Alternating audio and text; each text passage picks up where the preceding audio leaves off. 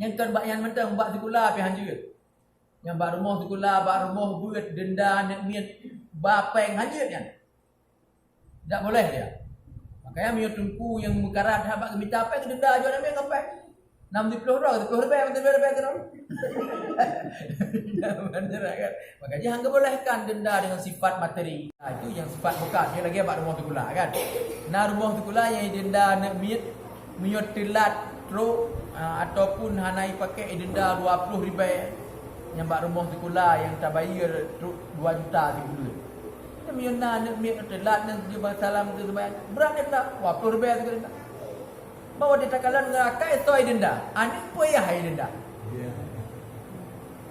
Ya hai denda pun saya anu tempat anu anjing mencapai. Ibu ya hai denda. Ayah. Yo peng dia pertama berlebih itu. Kepa kena denda dua go. Balik kat 50. Ya tahu kena denda. Ayah hajikan makan anu. Makanya haji. Tapi punya sifat dia haji itu salah. Yo semampu.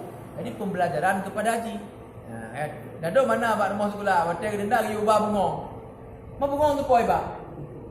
Kau bengong mai, apa ni nak bengong ji? Ayo ba bengong tak pot. Hai mai. Laki ji bak mai. Hajo ni. Jadi kan anu, makanya sifat ni denda yang sifat materi itu bukan anak yang terdenda, adalah orang tua.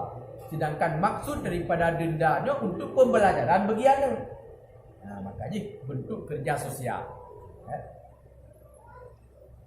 Yang lagi berperpustakaan. Ya. Kita dah pinjam ada kok. Ya. Delak itu denda. Denda. Jadi gimana? Anjir kan dosa urang denda. Tak boleh ya. Dosa urang denda. Cuma mio gadah nya bayu. Gadah bayu. Dia anak bar rumah sekolah. Di rom kaca nya bayu. Nya kan denda ke. Bayu kaca dia set wajib.